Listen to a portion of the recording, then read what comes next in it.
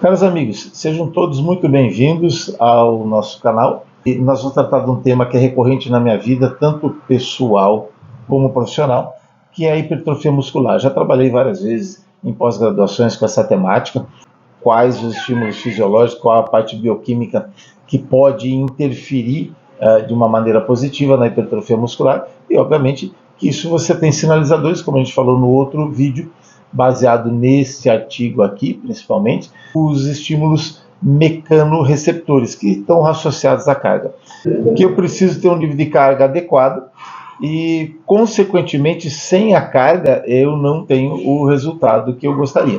Aqui, como eu disse, eu trago para a minha vida pessoal a prática, né, daquilo que eu discuto na questão teórica. É uma execução do supino há 2, 3 anos atrás, com 170 quilos. Hoje as cargas caíram um pouquinho, né? Mas ainda mantenho um nível aí de treinamento com intensidade próxima ao limite. Tá? Muito bem, Carlos Fetti aqui falando com vocês, e vamos entrar diretamente agora no assunto.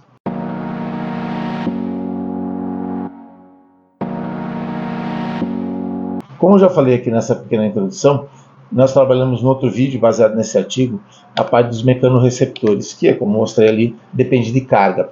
Por isso que muitos atletas trabalham com cargas relativamente elevadas. Fisiculturistas, ele trabalha com cargas altas, né? Mas com um número de repetições o suficiente para causar o tal do congestionamento muscular, aquela sensação que eu tenho do músculo inchado e dolorido. Esse inchaço, como a gente já falou no outro vídeo, um dos sinalizadores, que são os costômeros, faz com que a fibra muscular seja sinalizada a hipertrofiar. Mas isso é interessante vocês olharem lá, para a gente aprofundar, que nós vamos em frente agora, né?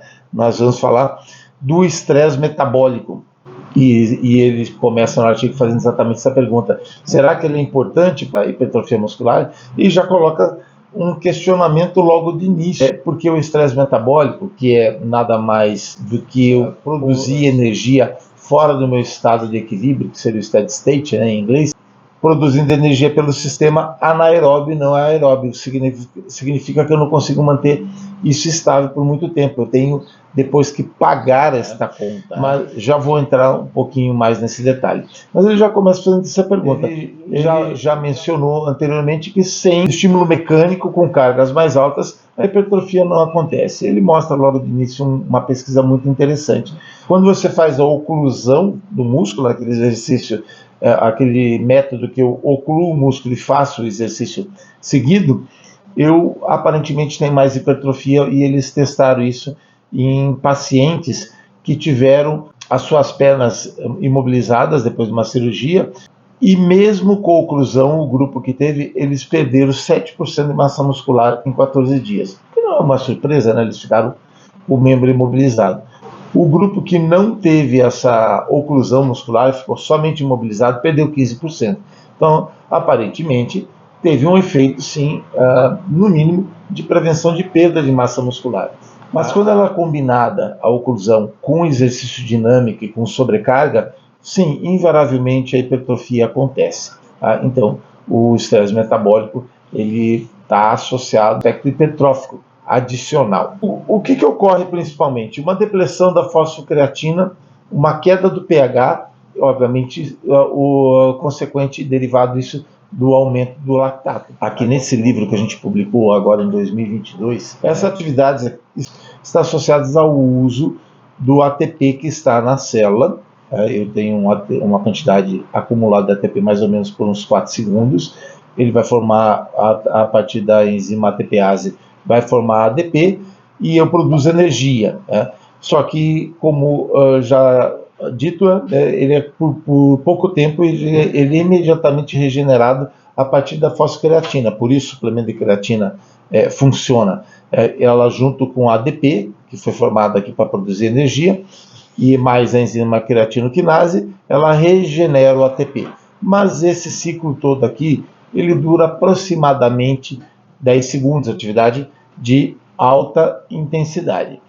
Voltando aqui para o artigo, vamos olhar como isso funciona e quais os marcadores que eu posso utilizar e transformar isso numa aplicação prática. Esse é um outro caminho para dizer que algumas fibras se fatigam durante a contração. O que está linkado a mudanças metabólicas na concentração, como a queda da foscreatina, que a gente mostrou ali, e o aumento do lactato. Você utiliza a foscreatina, eu quebro aqui o carboidrato, né, o açúcar que está disponível lá na célula, tem uma série de etapas aqui da glicólise, mas no final ela produz ácido pirúvico, não tendo oxigênio suficiente, né, maneira simplificada de dizer, ele não entra no ciclo de Krebs e vai produzir o ácido lático.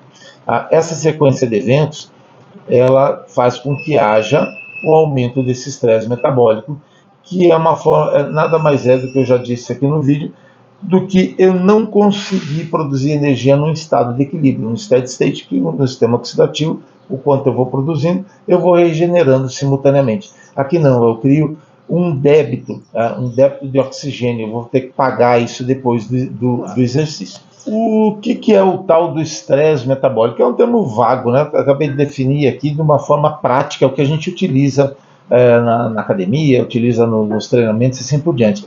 Mas o estresse metabólico ele é considerado um termo vago porque existem aproximadamente 2.700 enzimas metabólicas que catalisam aproximadamente 900 reações metabólicas e mais de 4.000 metabólitos, os que podem ser detectados nos seres humanos. Mas do que realmente interessa para nós, na parte prática, é a queda da foscreatina e o aumento do lactato, consequentemente, queda do pH. E nesse cenário, as enzimas glicolíticas, especialmente a fosforilase e a fosfofructoquinase, estão associadas à hipertrofia muscular. Os treinamentos, como a gente vai observar aqui na prática, eles utilizam esse princípio do estresse metabólico, aumentando a acidose do músculo, que, como que eu percebo na prática, é aquela dor que eu sinto na musculatura, aquela queimação e a ofegância. Aqui é o clássico Mike Mentzer, né, fazendo uma série.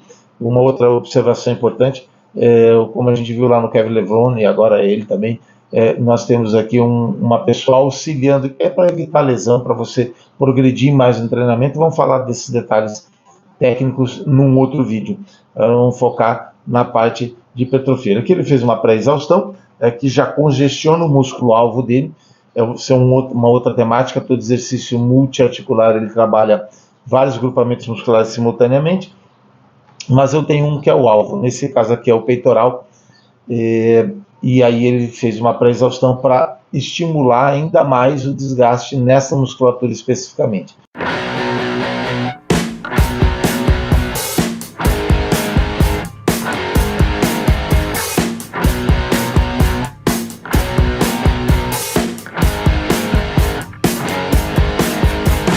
Aqui mais um exemplo, né? O Jay Cutler treinando também com auxílio para evitar a lesão e poder congestionar ao máximo a musculatura. E como eu já disse, isso aí é uma técnica que a gente utiliza, vocês viram logo no início do vídeo, eu executando lá também com auxílio, uma série de exercícios. Se você não tiver esse suporte, você aumenta o risco de lesão, consequentemente um atraso no seu treinamento. Em síntese, o que a gente pode concluir dessa questão do estresse metabólico? Essa sensação de queimação do músculo e essa sensação de ofegância do treinamento, ela tem uma relação, sim, direta com a hipertrofia muscular. Se você gostou desse vídeo, deixe seu like, se inscreva e compartilhe. Até a próxima. Grande abraço.